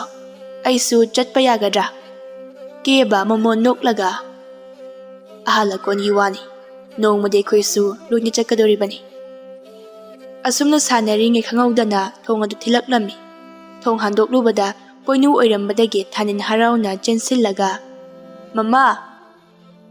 ꯄꯣꯏꯅꯨ ꯍꯔꯥꯎꯅ ꯊꯥꯅꯤꯟꯕꯨ ꯄꯥꯡꯈꯠꯄꯤꯔꯝꯃꯤ ꯑꯗꯨꯒ ꯀꯦꯕꯗ ꯃꯣꯃꯣꯟ ꯅꯣꯛꯂꯒ ꯑꯗꯣꯝꯅ ꯑꯩꯒꯤ ꯄꯤꯛꯂꯤꯕ ꯏꯆꯥꯕꯨ ꯁꯦꯟꯅꯕꯤꯕꯒꯤꯗꯃꯛꯇ ꯍꯥꯏꯅꯤꯡꯉꯥꯏ ꯂꯩꯇꯅ ꯊꯥꯒꯠꯆꯔꯤ꯫ ꯑꯗꯣꯝꯒꯤ ꯃꯅꯥ ꯅꯤꯡꯊꯧꯅ ꯁꯣꯏꯗꯅ ꯄꯤꯒꯅꯤ꯫ ꯀꯦꯕ ꯋꯥꯗꯤ ꯉꯥꯡꯗꯦ, ꯃꯥꯒꯤ ꯊꯣꯛꯄ ꯇꯨꯃꯤꯟꯅ ꯃꯪꯗꯨꯅ ꯂꯩ ꯑꯗꯨꯒ ꯄꯨꯅꯦꯝꯂꯛꯂꯝꯃꯤ꯫ ꯆꯥꯎꯕꯁꯨ ꯂꯥꯛꯇꯨꯅ ꯀꯦꯕꯗ ꯁꯅꯥ ꯈꯧꯖꯥꯎ ꯑꯃ ꯄꯤꯔꯒ ꯀꯦꯕ, ꯅꯪ ꯑꯁꯦ ꯑꯩꯅ ꯌꯥꯝꯅ ꯊꯥꯖꯕ ꯂꯥꯟꯃꯤꯅꯤ꯫ ꯃꯇꯝ ꯀꯨꯏꯅ ꯄꯨꯟꯁꯤ ꯅꯨꯡꯁꯥꯡꯅ ꯑꯩꯈꯣꯏ ꯄꯨꯟꯅ ꯄꯨꯟꯃꯤꯟꯅꯈꯤꯁꯤꯀꯣ꯫ ꯀꯦꯕ ꯃꯣꯃꯣꯟ ꯅꯣꯛꯂꯒ ꯍꯣꯏ ꯏꯅꯤꯡꯊꯧ, ꯑꯗꯨꯕꯨ ꯃꯅꯥꯁꯦ ꯌꯥꯝꯃꯜꯂꯤ, ꯄꯤꯒꯗꯧꯕꯗꯨ ꯈꯛꯇꯃꯛ ꯄꯤꯕꯤꯌꯨ, ꯑꯍꯦꯟꯕ ꯄꯤꯕꯤꯒꯅꯨ꯫ ꯆꯥꯎꯕ ꯀꯦꯕꯒꯤ ꯂꯦꯡꯕꯥꯟ ꯑꯗꯨꯗ ꯄꯣꯞ ꯄꯣꯞ ꯊꯥꯔꯒ ꯑꯩꯅ ꯅꯪꯕꯨ ꯅꯨꯡꯁꯤꯕꯒꯤ ꯄꯤꯔꯕꯅꯤ, ꯂꯠꯅꯕ ꯂꯩꯇꯅ ꯂꯧꯁꯤꯜꯂꯨ, ꯋꯥꯈꯜ ꯂꯥꯟꯅ ꯈꯟꯒꯅꯨ꯫ ꯋꯥꯁꯦ ꯍꯥꯏꯔꯝꯂꯒ ꯀꯦꯕꯕꯨ ꯊꯥꯗꯣꯛꯂꯝꯂꯒ ꯆꯠꯈꯤꯔꯝꯃꯤ꯫ ꯄꯣꯏꯅꯨ ꯇꯨꯡ ꯑꯣꯟꯗꯨꯅ ꯀꯦꯕꯗ ꯑꯃꯨꯛꯇꯪ ꯌꯦꯡꯂꯛꯂꯝꯃꯤ ꯑꯗꯨꯒ ꯆꯥꯎꯕꯗ ꯑꯣꯟꯁꯤꯜꯂꯒ ꯏꯅꯤꯡꯊꯧ, ꯃꯍꯥꯛ ꯑꯁꯤꯕꯨ ꯀꯅꯥꯅꯣ? ꯍꯦꯛ ꯌꯦꯡꯕꯗ ꯋꯥꯈꯜ ꯋꯥꯔꯒ ꯂꯩꯕꯇꯁꯨ ꯃꯥꯜꯂꯤ꯫ ꯌꯥꯝꯅ ꯃꯔꯥꯏꯕꯛ ꯊꯤꯖꯔꯕꯅꯤ, ꯃꯍꯥꯛ ꯂꯩꯕꯥꯛ ꯑꯁꯤꯗꯒꯤ ꯅꯠꯇꯦ꯫ ꯅꯣꯡꯃ ꯑꯩꯈꯣꯏꯒꯤ ꯂꯩꯕꯥꯛ ꯑꯁꯤꯗ ꯍꯅꯨꯕꯤ ꯑꯃꯒꯤ ꯊꯋꯥꯏꯕꯨ ꯀꯟꯕꯤꯈꯤ꯫ ꯃꯥꯒꯤ ꯄꯨꯛꯆꯦꯜ ꯆꯥꯎꯕ, ꯃꯕꯨꯛ ꯐꯕ ꯃꯇꯧ ꯑꯁꯤꯗ ꯑꯩꯅ ꯑꯩꯒꯤ ꯏꯅꯥꯏ ꯑꯃ ꯑꯣꯏꯅ ꯊꯕꯛ ꯍꯥꯞꯈꯤꯕꯅꯤ꯫ ꯃꯍꯥꯛꯀꯤꯁꯨ ꯅꯨꯄꯤ ꯑꯉꯥꯡ ꯂꯩꯔꯝꯃꯤ ꯍꯥꯏ, ꯑꯗꯨꯕꯨ ꯂꯣꯏꯅ ꯂꯩꯈꯤꯗ꯭ꯔꯦ ꯍꯥꯏ꯫ ꯑꯗꯨꯕꯨ ꯃꯊꯧꯅꯥꯗꯤ ꯐꯩ꯫ ꯑꯣ, ꯌꯥꯝꯅ ꯅꯨꯡꯉꯥꯏꯇꯦ ꯋꯥꯔꯤꯁꯦ ꯇꯥꯕꯗ꯫ ꯊꯥꯅꯤꯟꯅ ꯑꯗꯣ ꯄꯥꯕꯨꯡ, ꯀꯀꯥ ꯀꯦꯕꯒꯤ ꯀꯥꯒꯤ ꯐꯛꯂꯥꯡꯗ ꯑꯉꯥꯡ ꯅꯨꯄꯤ ꯃꯁꯛ ꯌꯥꯝꯅ ꯐꯖꯕꯤ ꯑꯃꯒꯤ ꯑꯌꯦꯛꯄ ꯁꯛꯇꯝ ꯊꯦꯠꯍꯧꯖꯥꯅꯤ, ꯌꯥꯝꯅ ꯅꯨꯡꯁꯤ ꯃꯁꯛꯇꯣ꯫ ꯍꯧꯖꯤꯛꯇꯤ ꯃꯐꯝ ꯑꯁꯤꯗ ꯂꯩꯇꯦ, ꯂꯥꯏꯔꯩꯄꯥꯛꯇ ꯂꯩꯈ꯭ꯔꯦ ꯍꯥꯏꯌꯦ꯫ ꯑꯩꯁꯨ ꯃꯥꯕꯨ ꯎꯅꯕ ꯆꯠꯄ ꯑꯣꯏꯅ ꯂꯥꯏꯔꯩꯄꯥꯛꯇ ꯆꯠꯀꯦ ꯌꯥꯒꯗ꯭ꯔꯥ? ꯆꯥꯎꯕ ꯃꯆꯥꯒꯤ ꯏꯆꯝ ꯆꯝꯅ ꯍꯥꯏꯗꯣꯔꯛꯂꯤꯕ ꯋꯥꯍꯩ ꯑꯗꯨꯗ ꯃꯣꯃꯣꯟ ꯅꯣꯛꯂꯒ ꯍꯌꯦꯡꯋꯥꯏ ꯑꯩꯈꯣꯏꯅꯅꯦ ꯁꯤꯔꯕ ꯃꯇꯨꯡꯗ ꯆꯠꯀꯗꯧꯕꯅꯤ꯫ ꯍꯧꯖꯤꯛꯇꯤ ꯑꯩꯈꯣꯏ ꯍꯤꯡꯂꯤꯕ ꯀꯧꯕꯅꯤꯅ ꯆꯠꯄ ꯌꯥꯈꯤꯔꯣꯏꯌꯦ꯫ ꯊꯥꯅꯤꯟ ꯃꯆꯤꯟꯗꯨ ꯄꯩꯊꯣꯛꯂꯒ ꯑꯁ, ꯑꯗꯨꯗꯤ ꯑꯩꯗꯤ ꯁꯤꯗꯧꯕ ꯌꯥꯝꯅ ꯋꯥꯠꯂꯤ꯫ ꯃꯆꯥꯒꯤ ꯑꯣꯏꯔꯤꯕ ꯅꯨꯡꯁꯤꯔꯕ ꯃꯇꯧ ꯑꯗꯨꯗ ꯄꯣꯏꯅꯨ ꯑꯃꯗꯤ ꯆꯥꯎꯕ ꯅꯨꯡꯁꯤꯕꯅ ꯂꯣꯏꯔꯤ꯫ ꯑꯁꯨꯝꯅ ꯆꯍꯤ ꯀꯌꯥ ꯍꯧꯖꯤꯟꯈꯤꯕꯅ ꯍꯧꯖꯤꯛꯇꯤ ꯊꯥꯅꯤꯟ ꯑꯗꯨ ꯄꯥꯈꯪ ꯄꯨꯡꯀꯛ ꯐꯥꯔꯤ, ꯆꯍꯤ 30 ꯃꯄꯨꯡ ꯐꯥꯈ꯭ꯔꯦ꯫ ꯇꯧꯕꯇꯕꯨ ꯊꯥꯅꯤꯟꯗꯤ ꯂꯨꯍꯣꯡꯉꯣ ꯍꯥꯏꯕ ꯌꯥꯗ꯭ꯔꯦ꯫ ꯃꯥꯅ ꯑꯄꯥꯝꯕ ꯄꯨꯛꯅꯤꯡꯅ ꯈꯣꯏꯗꯥꯖꯕꯤ ꯇꯥꯂꯣꯏ ꯐꯪꯗꯦ ꯂꯩꯇꯦ ꯍꯥꯏꯗꯨꯅꯇ ꯂꯩꯔꯝꯃꯤ꯫ ꯅꯣꯡꯃꯒꯤ ꯅꯨꯃꯤꯠ ꯑꯃꯗꯅꯤ ꯊꯥꯅꯤꯟꯅ ꯂꯩꯀꯣꯜ ꯑꯃꯗ ꯊꯥꯡꯒꯤ ꯀꯥꯡꯂꯣꯟ ꯑꯣꯏꯔꯥꯏꯗꯨꯅ ꯂꯩꯔꯤꯉꯩ ꯃꯃꯥꯇꯣꯟ ꯄꯣꯏꯅꯨꯅ ꯏꯕꯨꯡꯉꯣ, ꯃꯤꯀꯨꯞ ꯑꯃꯇ ꯁꯤꯗ ꯂꯥꯛꯈꯣ, ꯀꯔꯤꯒꯨꯝꯕ ꯋꯥꯐꯝ ꯈꯔ ꯇꯥꯟꯅꯁꯤ ꯂꯥꯛꯎ꯫ ꯊꯥꯅꯤꯟ ꯃꯥꯒꯤ ꯊꯥꯡꯁꯥꯡ ꯑꯗꯨ ꯃꯈ꯭ꯋꯥꯡꯗ ꯌꯦꯞꯁꯤꯜꯂꯒ ꯌꯥꯝꯅ ꯇꯟꯅ ꯁꯣꯔ ꯃꯄꯤ ꯀꯥꯝꯂꯒ ꯑꯁ, ꯍꯧꯔꯛꯑꯅꯤ꯫ ꯑꯩꯈꯣꯏ ꯄꯥꯕꯨꯡꯅ ꯁꯪꯁꯥꯔꯁꯤꯗ ꯂꯩꯕ ꯅꯨꯄꯤꯈꯩ ꯂꯣꯏꯅ ꯍꯣꯟꯗꯨꯅ ꯄꯨꯔꯛꯂꯝꯃꯅꯤꯅꯦ ꯉꯁꯤꯁꯨ꯫ ꯄꯣꯏꯅꯨ ꯃꯣꯃꯣꯟ ꯅꯣꯛꯂꯒ ꯂꯣꯏꯗ꯭ꯔꯤ ꯐꯥꯎꯕ ꯍꯣꯟꯈꯤꯅꯤ꯫ ꯏꯆꯥꯅ ꯑꯄꯥꯝꯕ ꯇꯥꯂꯣꯏ ꯑꯗꯣ ꯊꯤꯕ ꯐꯪꯗ꯭ꯔꯤ ꯐꯥꯎꯕ ꯅꯄꯥ ꯑꯩꯈꯣꯏ ꯑꯅꯤꯅ ꯆꯪꯗꯨꯅ ꯊꯤꯈꯤꯗꯧꯔꯤꯕꯅꯤ꯫ ꯍꯅꯨꯕꯤ ꯈꯨꯃꯨ ꯊꯣꯛꯄꯤ, ꯃꯌꯨꯝ ꯄꯥꯟ ꯈꯪꯗꯕꯤ ꯑꯃ ꯄꯨꯁꯤꯜꯂꯛꯀꯅꯤ ꯑꯩꯅ ꯁꯥꯎꯔꯛꯑꯗꯤ꯫ ꯑꯗꯨ ꯑꯣꯏꯔꯕꯁꯨ ꯌꯥꯏꯌꯦ, ꯏꯃꯧ ꯅꯨꯄꯤꯕꯨ ꯑꯣꯏꯔꯕꯗꯤ꯫ ꯋꯥꯁꯦ ꯍꯥꯏꯔꯝꯂꯒ ꯄꯣꯏꯅꯨꯒꯤ ꯃꯥꯡ ꯊꯥꯗꯨꯅ ꯆꯠꯈꯤꯔꯝꯃꯤ꯫ ꯑꯁꯨꯝꯅ ꯂꯦꯞꯇꯅ ꯂꯥꯛꯄꯅ ꯃꯄꯥꯕꯨꯡꯅ ꯂꯩꯔꯤꯕ ꯃꯐꯝ ꯑꯗꯨ ꯌꯧꯔꯛꯂꯝꯃꯤ ꯑꯗꯨꯒ ꯌꯥꯝꯅ ꯇꯟꯅ ꯅꯥꯀꯟ ꯑꯃꯗ ꯐꯝꯊꯔꯛꯂꯝꯃꯤ꯫ ꯊꯥꯅꯤꯟꯒꯤ ꯃꯇꯧ ꯑꯗꯨꯗ ꯂꯥꯛꯂꯤꯕ ꯃꯤꯌꯥꯝꯁꯤꯡ ꯑꯗꯨ ꯏꯉꯛ ꯉꯛꯅ ꯃꯨꯟꯅ ꯌꯦꯡꯅꯗꯨꯅ ꯂꯩꯔꯝꯃꯤ꯫ ꯃꯆꯥꯅꯨꯄꯥꯒꯤ ꯃꯇꯧ ꯑꯗꯨꯗ ꯆꯥꯎꯕ ꯏꯀꯥꯏꯔꯗꯨꯅ ꯃꯈꯨꯅꯤꯡ ꯑꯗꯨꯅ ꯇꯞꯅ ꯅꯥꯔꯣꯟꯅ ꯁꯨꯔꯝꯃꯤ꯫ ꯊꯥꯅꯤꯟ ꯃꯃꯥꯏꯗꯨ ꯁꯣꯛꯇꯣꯛꯂꯒ ꯍꯪꯒꯠꯇꯨꯅ ꯑꯀꯣꯏꯕꯗꯨꯗ ꯀꯅꯥ ꯀꯅꯥ ꯐꯝꯒꯦ ꯍꯥꯏꯗꯨꯅ ꯌꯦꯡꯂꯛꯂꯝꯃꯤ꯫ ꯑꯗꯨꯕꯨ ꯎꯔꯦ ꯊꯥꯅꯤꯟꯗ ꯃꯃꯤꯠ ꯐꯩꯖꯩ ꯆꯤꯡꯗꯨꯅ ꯌꯦꯡꯂꯤꯕꯤ ꯂꯥꯏꯔꯦꯝꯕꯤ ꯃꯍꯥꯛ ꯑꯗꯨ꯫ ꯃꯗꯨ ꯎꯕꯗ ꯊꯥꯅꯤꯟ ꯃꯊꯨꯝ ꯃꯔꯥꯡ ꯍꯧꯔꯝꯃꯤ꯫ ꯁꯨꯛꯂꯕ ꯃꯥꯏꯊꯣꯡ ꯑꯗꯨ ꯃꯀꯥ ꯂꯥꯝꯅ ꯅꯣꯛꯂꯒ ꯃꯈꯨꯠꯀꯗꯨ ꯅꯣꯜꯂꯒ ꯂꯥꯛꯂꯤꯕ ꯑꯍꯜ ꯑꯅꯤ ꯑꯗꯨꯗ ꯈꯨꯔꯨꯝꯂꯒ ꯏꯃꯥꯒꯨꯝꯂꯕꯦ ꯈꯨꯔꯨꯝꯖꯔꯤ꯫ ꯋꯥꯁꯦ ꯍꯥꯏꯔꯒ ꯃꯊꯪ ꯃꯊꯪ ꯈꯨꯔꯨꯝꯗꯨꯅ ꯂꯥꯛꯂꯝꯃꯤ꯫ ꯑꯗꯨꯒ ꯅꯨꯄꯤ ꯑꯗꯨꯒꯤ ꯃꯄꯥ ꯌꯧꯔꯛꯄꯗ ꯆꯞ ꯂꯦꯞꯂꯒ ꯃꯣꯃꯣꯟ ꯅꯣꯛꯇꯨꯅ ꯌꯦꯡꯖꯔꯒ ꯃꯤꯆꯤ ꯊꯛꯈꯠꯆꯤꯜꯂꯝꯃꯤ꯫ ꯃꯗꯨ ꯎꯕꯗ ꯅꯨꯄꯤ ꯑꯗꯨ ꯃꯃꯤꯠ ꯂꯥꯎꯊꯣꯛꯂꯒ ꯁꯥꯎꯅ ꯌꯦꯡꯂꯛꯂꯝꯃꯤ꯫ ꯑꯗꯨꯒ ꯇꯨꯃꯤꯟꯅ ꯑꯃꯨꯛ ꯐꯝꯗꯨꯅ ꯂꯩꯈ꯭ꯔꯦ꯫ ꯆꯥꯎꯕꯗꯤ ꯊꯥꯅꯤꯟꯒꯤ ꯈꯪꯍꯧꯗꯅ ꯑꯣꯜꯂꯛꯈꯤꯕ ꯃꯇꯧ ꯑꯗꯨꯗ ꯄꯨꯡꯉꯛ ꯍꯦꯛ ꯉꯛꯈ꯭ꯔꯦ꯫ ꯃꯆꯤꯟꯗꯁꯨ ꯂꯥꯛꯂꯤꯕ ꯅꯨꯄꯤ ꯑꯁꯤ ꯌꯥꯔꯕꯣꯏ ꯅꯤꯡꯗꯅ ꯑꯃꯨꯛ ꯃꯣꯃꯣꯟ ꯅꯣꯛꯆꯔꯝꯃꯤ꯫ ꯑꯁꯨꯝꯅ ꯂꯥꯛꯂꯤꯕ ꯃꯤꯑꯣꯏꯁꯤꯡ ꯑꯗꯨꯒ ꯆꯥꯎꯕꯒꯤ ꯏꯃꯨꯡ ꯃꯅꯨꯡꯒ ꯋꯥꯔꯤ ꯋꯥꯇꯥꯏ ꯇꯧꯅꯔꯝꯃꯤ꯫ ꯁꯥꯟꯅꯔꯤꯕ ꯋꯥꯔꯤ ꯑꯗꯨ ꯂꯨꯍꯣꯡꯕꯒꯤ ꯋꯥꯔꯤꯅꯤ꯫ ꯂꯥꯛꯂꯤꯕ ꯃꯈꯣꯏ ꯑꯗꯨꯅ ꯑꯊꯥꯞꯄ ꯃꯐꯝ ꯑꯃꯗꯒꯤ ꯅꯤꯡꯊꯧꯒꯤ ꯂꯩꯕꯥꯛ ꯑꯃꯅꯤ꯫ ꯆꯥꯎꯕꯅ ꯀꯧꯔꯤꯕꯅꯤ꯫ ꯊꯥꯅꯤꯟ ꯑꯗꯨ ꯀꯣꯟꯅꯊꯪꯗꯗꯤ ꯅꯨꯄꯤ ꯑꯗꯨꯗ ꯑꯌꯥꯕ ꯄꯤꯔꯝꯃꯤ꯫ ꯃꯥꯒꯤ ꯇꯥꯂꯣꯏ ꯑꯣꯏꯒꯤ ꯅꯤꯡꯈ꯭ꯔꯦ꯫ ꯑꯁꯨꯝꯅ ꯑꯍꯟ ꯃꯁꯦꯟ ꯋꯥꯔꯤ ꯁꯥꯟꯅꯕ ꯂꯣꯏꯔꯝꯃꯤ꯫ ꯅꯥꯀꯟ ꯑꯅꯤꯃꯛ ꯌꯥꯅꯔꯝꯃꯤ꯫ ꯆꯥꯎꯕꯅ ꯃꯣꯃꯣꯟ ꯅꯣꯛꯂꯒ, "ꯑꯗꯨꯗꯤ ꯏꯕꯨꯡꯉꯣ, ꯏꯕꯦꯝ ꯑꯁꯤꯒ ꯉꯥꯏꯍꯥꯛ ꯃꯄꯥꯟ ꯊꯣꯛꯇꯨꯅ ꯁꯛꯈꯪ ꯃꯥꯏꯈꯪꯅꯕ ꯑꯣꯏꯅ ꯊꯣꯛꯇꯨꯅ ꯋꯥꯔꯤ ꯉꯥꯏꯍꯥꯛ ꯁꯥꯟꯅꯔꯨꯆꯣꯗꯅ." ꯑꯁꯨꯝꯅ ꯊꯥꯅꯤꯟ ꯑꯃꯗꯤ ꯅꯨꯄꯤ ꯑꯗꯨ ꯄꯨꯟꯅ ꯅꯤꯡꯊꯧꯒꯤ ꯄꯥꯛ ꯆꯥꯎꯔꯕ ꯃꯐꯝꯁꯤꯡ ꯑꯗꯨꯗ ꯆꯠꯄ ꯍꯧꯔꯝꯃꯤ꯫ ꯋꯥꯔꯤ ꯀꯔꯤ ꯑꯃꯇ ꯁꯥꯟꯅꯗꯦ꯫ ꯑꯃꯨꯛꯇꯤ ꯌꯦꯡꯅꯩ꯫ ꯊꯥꯅꯤꯟ ꯑꯃꯨꯛꯇꯪ ꯁꯣꯔ ꯁꯥꯡꯅ ꯍꯣꯟꯗꯣꯛꯂꯒ, "ꯁꯣꯝꯒꯤ ꯃꯤꯡꯕꯨ ꯀꯔꯤ ꯀꯧꯕꯤꯕꯒꯦ?" ꯅꯨꯄꯤ ꯑꯗꯨꯅ ꯁꯧꯔꯥꯡꯅꯅ, "ꯑꯩꯒꯤ ꯃꯤꯡꯂꯣ ꯊꯥꯕꯂꯩ ꯀꯧꯏ." ꯊꯥꯅꯤꯟ ꯉꯛꯅ, ꯀꯩꯒꯤꯅꯣ? ꯑꯗꯣ ꯏꯁꯧ ꯂꯥꯡꯂꯤꯗꯤ? ꯅꯠꯇ꯭ꯔꯒꯅ ꯑꯩꯒꯤ ꯑꯁꯣꯏꯕ ꯀꯔꯤ ꯌꯥꯎꯈ꯭ꯔꯕꯖꯥꯠꯅꯣ? "ꯑꯩꯁꯦ ꯃꯤꯑꯣꯏꯁꯤꯡꯅ ꯏꯪ ꯇꯞꯄꯤ ꯍꯥꯏꯗꯨꯅ, ꯑꯍꯤꯡꯗ ꯃꯅꯝ ꯐꯨꯒꯥꯏꯅ ꯁꯥꯠꯄꯤ ꯊꯥꯕꯂꯩꯅꯤ ꯍꯥꯏꯗꯨꯅ ꯃꯤꯡꯊꯣꯟꯈꯤꯕꯅꯤ꯫ ꯑꯗꯨꯕꯨ ꯅꯪꯒꯤ ꯂꯝꯆꯠ ꯑꯗꯨ ꯎꯔꯨꯕꯗ ꯑꯩꯁꯨ ꯅꯪꯒꯤ ꯐꯠꯇꯕꯗꯣ ꯇꯝꯂꯤꯕꯅꯤ." ꯊꯥꯅꯤꯟ ꯉꯛꯅ, "ꯑꯩꯁꯨ ꯂꯝꯗꯝ ꯑꯁꯤꯗ ꯄꯨꯛꯆꯦꯜ ꯁꯦꯡꯕ ꯊꯧꯅꯥ ꯐꯕꯗ ꯃꯃꯤꯡ ꯆꯠꯂꯤꯕꯅꯤ꯫ ꯑꯩꯒꯤ ꯀꯔꯤ ꯑꯁꯣꯏꯕ ꯇꯧꯈ꯭ꯔꯕꯒꯦ? ꯅꯁꯥꯅ ꯐꯥꯎꯕ ꯈꯪꯖꯗꯕ? ꯉꯁꯥꯏ ꯅꯪꯅ ꯏꯍꯥꯟ ꯍꯥꯟꯅ ꯆꯪꯂꯛꯄꯗ ꯎꯠꯂꯛꯈꯤꯕ ꯅꯁꯛ, ꯅꯋꯣꯡ, ꯂꯝꯆꯠꯇꯣ ꯑꯩꯗꯤ ꯌꯥꯝꯅ ꯍꯩꯅꯖꯗꯦ꯫ ꯅꯁꯛꯄꯨꯗꯤ ꯐꯖꯩ ꯍꯥꯏꯕꯕꯨ ꯃꯗꯨꯃꯗꯤ ꯑꯩꯒꯤ ꯋꯥꯡꯃꯗ ꯂꯩ." ꯊꯥꯅꯤꯟ ꯃꯣꯃꯣꯟ ꯅꯣꯛꯂꯒ, "ꯑꯣ, ꯃꯗꯨꯒꯤꯔꯥ? ꯍꯣꯏ, ꯃꯗꯨꯕꯨꯗꯤ ꯑꯩꯅ ꯂꯥꯜꯂꯤ꯫ ꯑꯩꯁꯦ ꯍꯧꯖꯤꯛ ꯆꯍꯤ ꯐꯅ ꯌꯥꯝꯂꯕꯁꯤ ꯐꯥꯎꯕ ꯅꯨꯄꯤ ꯑꯄꯥꯝꯕ ꯑꯃ ꯐꯥꯎꯕ ꯊꯦꯡꯅꯗ꯭ꯔꯤꯕ꯫ ꯑꯗꯨꯒꯤ ꯅꯨꯄꯤ ꯌꯦꯡꯕ ꯃꯁꯤꯡ ꯌꯥꯝꯃꯟꯈꯤꯕꯅ ꯉꯁꯤ ꯂꯥꯛꯄꯁꯤꯗꯁꯨ ꯑꯩꯅ ꯄꯥꯝꯗꯕ ꯑꯣꯏꯔꯝꯒꯗ꯭ꯔꯥ ꯍꯥꯏꯗꯨꯅ ꯇꯧꯈ꯭ꯔꯤꯕꯅꯤ꯫ ꯑꯩꯉꯣꯟꯗꯅ ꯀꯔꯤ ꯀꯔꯝꯕ ꯒꯨꯟ ꯌꯥꯎꯕꯒꯤꯅꯣ ꯅꯪꯅ ꯄꯥꯝꯂꯤꯕꯁꯦ? ꯑꯩ ꯁꯛ ꯐꯖꯩ, ꯀꯨꯆꯨ ꯉꯧꯏ, ꯋꯥꯡ ꯆꯥꯎꯏ ꯍꯥꯏꯕꯒꯤꯔꯥ?" ꯊꯥꯅꯤꯟ ꯊꯥꯕꯂꯩꯗ ꯃꯨꯟꯅ ꯌꯦꯡꯂꯛꯂꯒ, "ꯑꯩꯅ ꯅꯪꯕꯨ ꯑꯍꯥꯟꯕ ꯎꯕ ꯃꯇꯝꯗ ꯌꯥꯝꯅ ꯅꯨꯡꯁꯤꯅ ꯅꯃꯥꯏꯗꯣ ꯁꯨꯛꯇꯣꯛꯂꯒ ꯂꯩꯔꯝꯕꯗꯨꯗ ꯈꯪꯍꯧꯗꯅ ꯑꯩꯒꯤ ꯊꯃꯣꯏꯗ ꯅꯨꯡꯁꯤꯕ ꯐꯥꯎꯖꯔꯛꯈꯤꯕꯅꯤ꯫ ꯑꯩꯁꯦ ꯑꯗꯨꯍꯥꯛꯅ ꯃꯁꯛ ꯃꯤꯑꯣꯡꯗ ꯈꯟꯕ ꯅꯨꯄꯥꯗꯤ ꯅꯠꯇꯦ꯫ ꯇꯧꯕꯇꯕꯨ ꯄꯨꯛꯆꯦꯟ ꯇꯤꯟꯅꯗꯕ ꯍꯥꯏꯒꯗ꯭ꯔꯥ, ꯑꯄꯥꯝꯕ ꯑꯃꯠꯇ ꯍꯦꯛ ꯄꯣꯛꯇꯕ." "ꯑꯣ, ꯑꯗꯨꯗꯤ ꯍꯌꯦꯡꯈꯩ ꯑꯗꯨꯝ ꯁꯥꯎꯔꯒ ꯂꯩꯕ ꯇꯥꯔꯦ." "ꯑꯗꯨꯗꯤ ꯌꯥꯔꯣꯏꯍꯦ, ꯑꯩꯁꯨ ꯁꯥꯎꯔꯛꯀꯅꯤ." ꯑꯁꯨꯝꯅ ꯂꯩꯔꯤꯉꯩ ꯈꯪꯍꯧꯗꯅ ꯃꯃꯥꯇꯣꯟ ꯄꯣꯏꯅꯨ ꯑꯗꯨꯅ ꯀꯧꯔꯛꯂꯝꯃꯤ꯫ "ꯏꯕꯨꯡꯉꯣ, ꯅꯄꯥꯕꯨꯡꯅ ꯑꯃꯨꯛꯇ ꯂꯥꯛꯑꯣ ꯍꯥꯏꯔꯛꯄꯅꯤ꯫ ꯀꯔꯤꯒꯨꯝꯕ ꯑꯃꯠꯇ ꯇꯥꯟꯅꯁꯤꯅ꯫ ꯏꯃꯥꯇꯣꯟꯒ ꯉꯥꯏꯍꯥꯛ ꯂꯩꯃꯤꯟꯅꯔꯝꯃꯨꯀꯣ꯫ ꯑꯩ ꯄꯥꯕꯨꯡꯒꯤ ꯌꯥꯊꯪ ꯑꯃꯨꯛꯇ ꯏꯟꯕ ꯆꯠꯆꯔꯨꯈꯤꯒꯦ." ꯋꯥꯁꯦ ꯍꯥꯏꯔꯝꯂꯒ ꯊꯨꯅ ꯌꯥꯡꯅ ꯆꯦꯟꯈꯤꯔꯝꯃꯤ꯫ ꯊꯥꯕꯂꯩ ꯃꯣꯃꯣꯟ ꯅꯣꯛꯂꯒ ꯄꯣꯏꯅꯨꯒꯤ ꯅꯥꯛꯇ ꯆꯪꯁꯤꯜꯂꯛꯂꯒ, "ꯏꯃꯥꯒꯨꯝꯂꯕꯤ, ꯑꯁꯤꯗ ꯊꯣꯡ ꯑꯃ ꯂꯩꯔꯤꯕꯁꯦ ꯑꯃꯨꯛꯇ ꯆꯠꯂꯨꯁꯤ꯫ ꯃꯁꯤꯒꯤ ꯃꯈꯥꯗ ꯆꯦꯜꯂꯤꯕ ꯇꯨꯔꯦꯟ ꯑꯁꯦ ꯌꯥꯝꯅ ꯐꯖꯕ ꯃꯥꯜꯂꯤ꯫ ꯌꯥꯝꯅ ꯌꯦꯡꯅꯤꯡꯉꯦꯕ."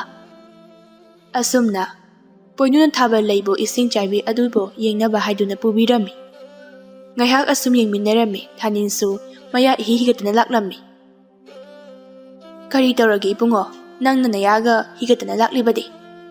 "ꯏꯃꯥꯇꯣꯟ, ꯏꯇꯩ ꯏꯅꯥꯎ ꯉꯥꯏꯍꯥꯛꯇ ꯋꯥꯔꯤ ꯁꯥꯟꯅꯖꯒꯦꯕ."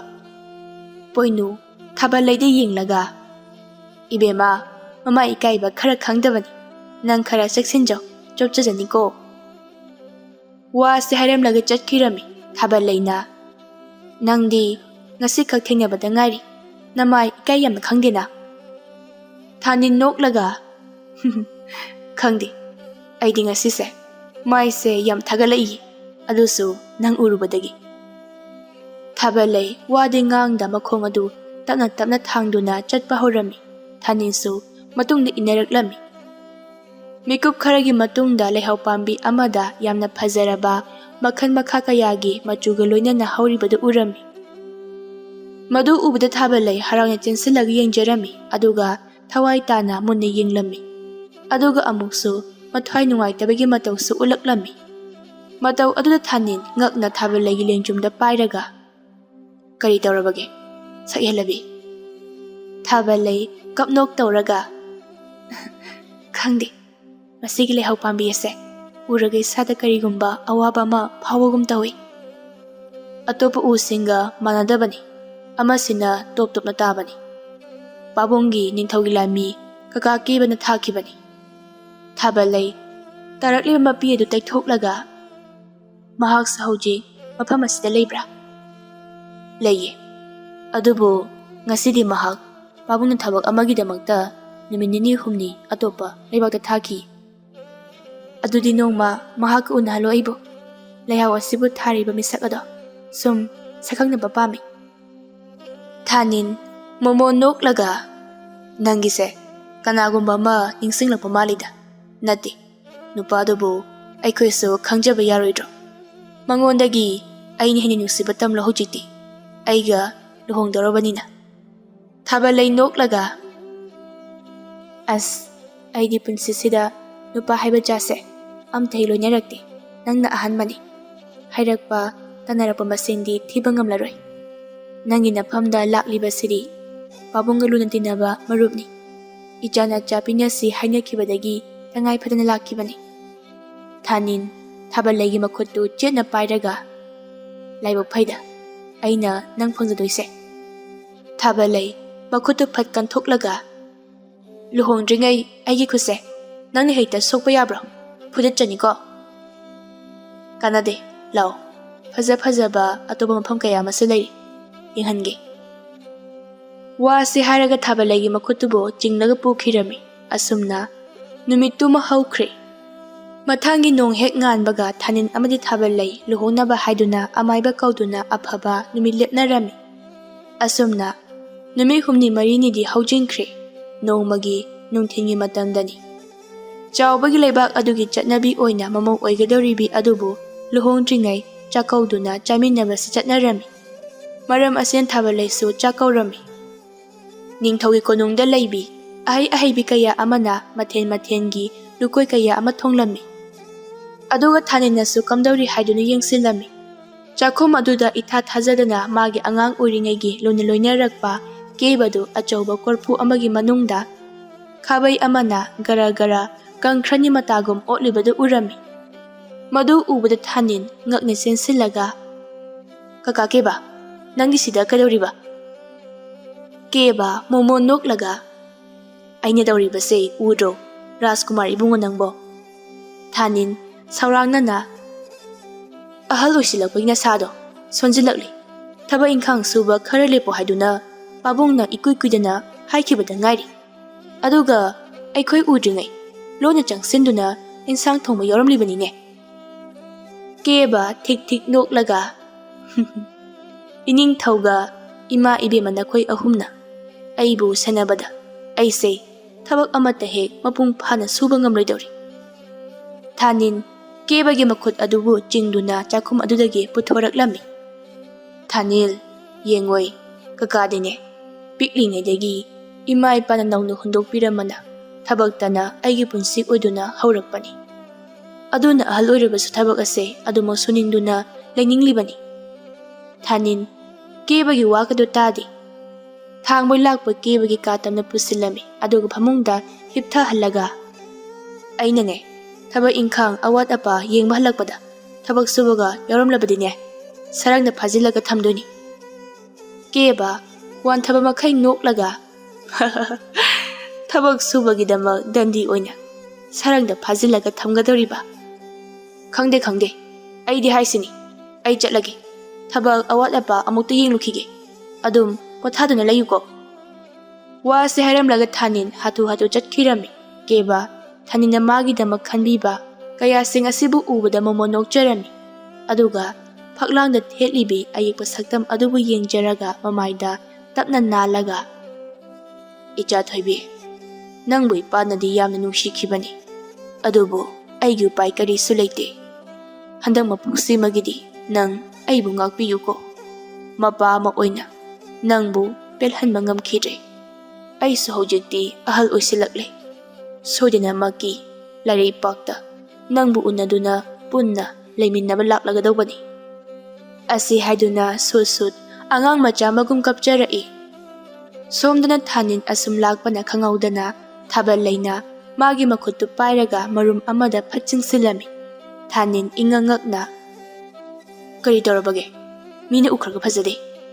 Thabal Lai momon noklaga wakhal phaba ibungo irangi wakhanda khallaga leirabra nahakbo. Adudi hairodana kari haige haibana nangbo. Nangna asonba ahan amabu karigidamakta laktana chinglaga kamagi manungda phajinduna thamlibano. Thabal Laina hairakliba wadu Thanindi tasengna ngauri marei adu lalat tawraga kainong haribidubo aidi wakhalama ita tadribo. Thabal Lai makhwangka du metlaga as nangna chakhumdagi chingthoklaga kamata phajinduna thamlibadudi. Thanin keba khangning ningsinglaklammi aduga noklaga hairaki. Loire nangsu mi adudi aini ipagumna lachaba konung asigi lanmi kaka kebani. Ma ahal oisilakpagi masa khara sontharakpaduda khara pothau thabak suganu hairaga lona dum thabak suraga leiramba. Adugi chakhumdagi makhut paiduna chingthoklaga magi kada thambiramani. Laktana chingi kaina nangdi kaidagi uriba. Thabal Lai momo noklaga nangi kagi thoknaudagi ubani. Is aduk lapna yinglaklaga mathong maram khangdana wakhan kadiba. Adudi karigumba aina laisabi singa chatminarabasu moiga nungsinai irang tawina adum haiduriba. Thabal Lai masadu hairaga aigi puroiba oidarabanina senaribani kaino. Thanin Thabal Laigi lengjumda thengjillaga ai khamban yam chawdorine. Ado nana nahanmu lehau tharama misak aduga unagi hairambado hojiki ahal aduni chak chadringai unahorosira. Anidu hoi hainaduna kebagi manakta lakminarami. Thong adusu lolamdabana adumak sangsilaklammi. Keba Ayekpa Saktam aduma thanungda konsinduna hihik lawba makai kaptuna leirammi. Matau aduda Thanin phatchen sillaga kaka kari toroge as nasado sumaya nungtigi kaptuna leirabadi yarui. Thabal Laisu ahal kebabo haifa yengjai adubu kappani makoine kaine mayek seni masak adu ubadi phangdi. Phaklang thetliba khunna saba phazaraba mayam sing adubu yengjarami. Kebana nupi macha sira nahaka luhongadoribase aidi nahan su thabak chathokpana amta khanghaudre. Kakana hinglingai bor amadi pibiramlage. As matam kuina sangna hingminakiduni adumna haiganuba. Piklingai aina imagi awat palairabasu kaka nahakna aibu loinabirakibani.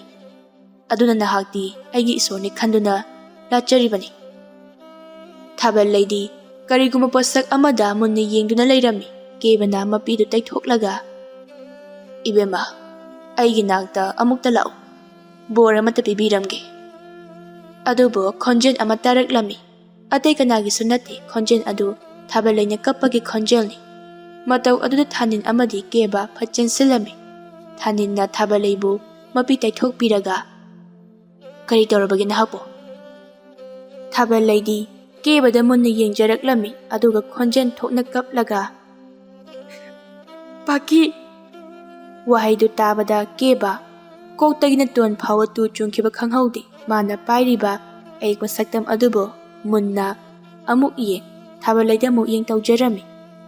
Amukasu Thabal Laina mabukni nungsina paki khanghaudi kebana ipagi thoithoi wase haraga Thabal Lai amadi kebado konsinarami aduga khonjen thokna kaminarai. Adubu Thanindi oirakliba mawong aduda wakhan taba ngamdre. Kaplibanigi matawbu uraga maramdi khangdi mapidi chintharai. Keba kapnok tawraga yamna harauna.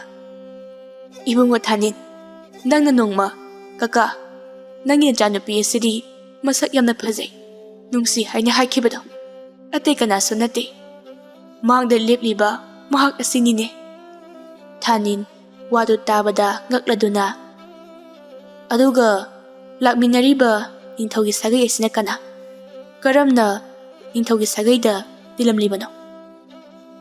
Aigi imado ꯌꯥꯝꯅ ꯑꯣꯛꯇꯕꯤ ꯅꯨꯄꯥ ꯈꯨꯗꯤꯡ ꯄꯨꯟꯗꯨꯅ ꯁꯦꯟ ꯇꯥꯟꯕꯤ ꯑꯃꯅꯤ꯫ ꯄꯥꯕꯨꯡꯗꯤ ꯏꯆꯝ ꯆꯝꯅ ꯂꯩꯖꯩ꯫ ꯁꯨꯔꯒ ꯐꯪꯂꯛꯄ ꯁꯦꯟ ꯑꯗꯨꯅ ꯏꯪꯅ ꯆꯤꯛꯅ ꯍꯤꯡꯖꯕ ꯄꯥꯝꯃꯤ꯫ ꯑꯗꯨꯕꯨ ꯏꯃꯥꯗꯤ ꯑꯆꯥꯎ ꯑꯔꯪꯗ ꯉꯥꯎꯕꯤ ꯅꯨꯄꯤꯅꯤ꯫ ꯑꯩꯅ ꯆꯍꯤ 9 ꯐꯥꯔꯛꯄ ꯃꯇꯝꯗ ꯏꯃꯥꯅ ꯑꯩꯕꯨ ꯑꯇꯣꯞꯄ ꯑꯊꯥꯞꯄ ꯂꯩꯕꯥꯛ ꯑꯃꯒꯤ ꯏꯅꯥꯛ ꯀꯩꯔꯥꯛ ꯈꯨꯜꯂꯕ ꯏꯃꯨꯡ ꯑꯃꯗ ꯑꯆꯧꯕ ꯁꯦꯟꯖꯥꯎ ꯑꯃꯗꯤ ꯁꯅꯥ ꯂꯨꯄꯥ ꯀꯌꯥꯁꯤꯡꯒ ꯑꯩꯒ ꯑꯣꯟꯊꯣꯛꯅꯗꯨꯅ ꯌꯣꯟꯊꯣꯛꯄꯤꯔꯝꯈꯤ꯫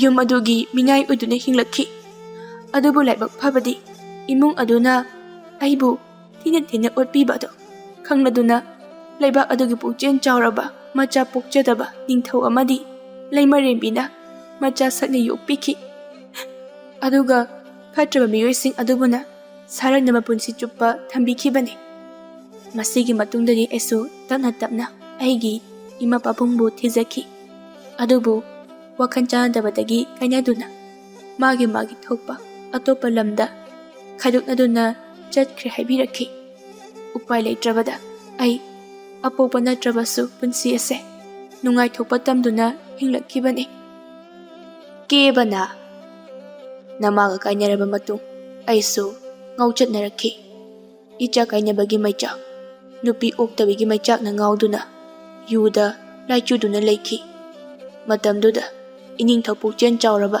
ꯊꯥꯅꯤꯡꯒꯤ ꯃꯄꯥꯕꯨꯡꯅ ꯑꯩꯕꯨ ꯋꯥꯈꯜ ꯇꯥꯍꯟꯕꯤꯗꯨꯅ ꯑꯁꯨꯛ ꯀꯨꯏꯔꯕ ꯃꯇꯝ ꯑꯁꯦ ꯅꯍꯥꯛꯀꯤ ꯑꯌꯦꯛꯄ ꯁꯛꯇꯝ ꯑꯁꯤ ꯌꯦꯡꯗꯨꯅ ꯍꯤꯡꯂꯤ ꯍꯥꯏꯕꯒꯤ ꯑꯁꯥꯒ ꯂꯣꯏꯅꯅ ꯂꯩꯔꯛꯈꯤꯕꯅꯤ꯫ ꯀꯌꯥꯗ ꯐꯠꯈꯤꯗ꯭ꯔꯕ ꯅꯨꯄꯤꯅꯣ, ꯍꯦꯛ ꯄꯣꯛꯆꯕ ꯃꯆꯥꯕꯨ ꯁꯦꯜ ꯈꯔꯒꯤꯗꯃꯛ ꯑꯣꯟꯊꯣꯛꯄ ꯉꯝꯕ, ꯑꯗꯨꯒ ꯑꯩꯒꯤ ꯏꯐꯝꯗꯅ ꯁꯤꯈ꯭ꯔꯦ ꯍꯥꯏꯗꯨꯅ ꯃꯆꯤꯟ ꯊꯤꯈꯤꯕ ꯃꯄꯣꯛ ꯈꯨꯗꯤꯡ ꯃꯃꯥ ꯑꯣꯏꯕꯁꯨ ꯐꯪꯂꯣꯏ ꯃꯍꯥꯛꯇꯤ꯫ ꯊꯥꯅꯤꯟ ꯀꯦꯕꯅ ꯋꯥꯔꯝꯒꯗꯧꯕ ꯑꯃꯗꯤ ꯃꯍꯥꯛꯀꯤ ꯅꯨꯄꯤ ꯑꯣꯏꯒꯗꯧꯔꯤꯕ ꯊꯥꯕꯜꯂꯩꯅ ꯋꯥꯔꯝꯒꯗꯧꯕꯗꯨ ꯈꯜꯂꯨꯕꯗ ꯃꯊ꯭ꯋꯥꯏ ꯑꯗꯨ ꯌꯥꯝꯅ ꯆꯥꯛꯆꯔꯝꯃꯤ꯫ ꯑꯃꯨꯛꯁꯨ ꯃꯣꯃꯣꯟ ꯅꯣꯛꯂꯒ ꯑꯩꯅ ꯃꯇꯝ ꯑꯗꯨꯗ ꯃꯁꯛ ꯐꯖꯩ, ꯅꯨꯡꯁꯤ ꯄꯥꯝꯃꯤ ꯍꯥꯏꯗꯨꯅ ꯑꯉꯥꯡꯒꯤ ꯋꯥꯈꯜ ꯑꯣꯏꯕꯒꯤ ꯂꯥꯏꯔꯩꯄꯥꯛꯇ ꯆꯠꯀꯅꯤ ꯍꯥꯏꯈꯤꯕꯗꯣ ꯅꯤꯡꯁꯤꯡꯂꯒ ꯅꯣꯛꯅꯤꯡꯉꯤ, ꯑꯃꯨꯛꯁꯨ ꯍꯔꯥꯎꯏ꯫ ꯋꯥꯍꯩ ꯑꯗꯨꯃꯛꯅ ꯅꯍꯥꯛꯄꯨ ꯑꯩꯒꯤ ꯇꯥꯂꯣꯏ ꯑꯣꯏꯕ ꯐꯪꯖꯕꯅꯤ ꯍꯥꯏꯅ ꯈꯟꯖꯩ꯫ ꯈꯪꯍꯧꯗꯦ ꯇꯥꯟꯖꯥ ꯑꯗꯨꯗ ꯀꯦꯕꯒꯤ ꯀꯥ ꯃꯅꯨꯡꯗ ꯊꯥꯕꯜꯂꯩꯕꯨ ꯌꯣꯛꯄꯤꯔꯤꯕ ꯑꯍꯜ ꯑꯅꯤꯗꯨ ꯃꯄꯤ ꯏꯔꯥ ꯆꯤꯟꯊꯥꯔꯗꯨꯅ ꯆꯪꯁꯤꯜꯂꯛꯂꯝꯃꯤ꯫ ꯑꯗꯨꯒ ꯊꯥꯕꯜꯂꯩꯗ ꯆꯦꯠꯅ ꯀꯣꯜꯂꯒ ꯅꯍꯥꯛꯀꯤ ꯑꯁꯦꯡꯕ ꯅꯄꯥꯕꯨꯡ ꯐꯪꯂꯦ ꯍꯥꯏꯗꯨꯅ ꯑꯩꯈꯣꯏꯕꯨꯗꯤ ꯃꯤꯔꯥꯏꯕ ꯇꯧꯕꯤꯒꯅꯨꯀꯣ, ꯑꯩꯈꯣꯏ ꯄꯨꯟꯅ ꯍꯤꯡꯃꯤꯟꯅꯁꯤ꯫ ꯊꯥꯕꯜꯂꯩ ꯅꯨꯡꯉꯥꯏꯇꯅ ꯁꯪꯁꯥꯔꯁꯤꯗ ꯑꯄꯣꯛꯄ ꯑꯄꯣꯛꯄꯤ ꯈꯛꯇꯅ ꯃꯃꯥ ꯃꯄꯥ ꯆꯤꯡꯗꯦ, ꯑꯄꯣꯛꯇꯕꯁꯨ ꯃꯃꯥ ꯃꯄꯥꯅꯤ꯫ ꯀꯔꯤꯒꯤ ꯑꯩꯕꯨ ꯀꯟꯕꯤꯔꯛꯈꯤꯕ ꯅꯈꯣꯏꯕꯨ ꯀꯥꯎꯊꯣꯛꯀꯗꯧꯔꯤꯕꯅꯣ? ꯏꯃꯥ, ꯄꯥꯕꯨꯡ ꯑꯁꯤ ꯍꯥꯏꯗꯨꯅ ꯅꯨꯡꯁꯤꯅ ꯀꯞꯃꯤꯟꯅꯔꯝꯃꯤ꯫ ꯀꯦꯕꯒꯁꯨ ꯋꯥꯔꯤ ꯁꯥꯅꯗꯨꯅ ꯍꯔꯥꯎꯅ ꯑꯃꯨꯛ ꯅꯣꯛꯃꯤꯟꯅꯔꯝꯃꯤ꯫ ꯃꯤꯀꯨꯞ ꯈꯔꯒꯤ ꯃꯇꯨꯡꯗ ꯅꯨꯡꯁꯤꯅ ꯆꯥꯛ ꯆꯥꯃꯤꯟꯅꯔꯝꯃꯤ꯫ ꯑꯁꯨꯝꯅ ꯊꯥꯅꯤꯟ ꯑꯃꯗꯤ ꯊꯥꯕꯜꯂꯩꯅ ꯂꯨꯍꯣꯡꯕꯒꯤ ꯅꯨꯃꯤꯠ ꯌꯧꯔꯛꯂꯗꯨꯅ ꯌꯥꯝꯅ ꯆꯥꯎꯅ ꯃꯤꯌꯥꯝ ꯁꯛꯈꯪꯅ ꯂꯨꯍꯣꯡꯂꯝꯃꯤ꯫ ꯑꯣꯛꯇꯕꯤ ꯃꯃꯥ ꯃꯆꯥ ꯌꯣꯟꯊꯣꯛꯄꯤ ꯅꯨꯄꯤ ꯑꯗꯨꯁꯨ ꯍꯧꯖꯤꯛꯇꯤ ꯃꯁꯥꯒꯤ ꯃꯔꯥꯟ ꯈꯪꯂꯛꯂꯕꯗ ꯃꯆꯥꯕꯨ ꯎꯅꯤꯡꯕꯅ ꯃꯤꯔꯣꯠ ꯑꯃꯒꯨꯝꯅ ꯂꯨꯍꯣꯡꯕꯗꯨꯗ ꯍꯅꯨꯕꯤ ꯑꯃꯒꯤ ꯐꯤꯖꯦꯠ ꯁꯦꯠꯆꯤꯜꯂꯒ ꯃꯄꯤ ꯆꯗꯨꯝ ꯆꯗꯨꯝ ꯇꯥꯕ ꯃꯈꯩ ꯌꯦꯡꯖꯔꯝꯃꯤ꯫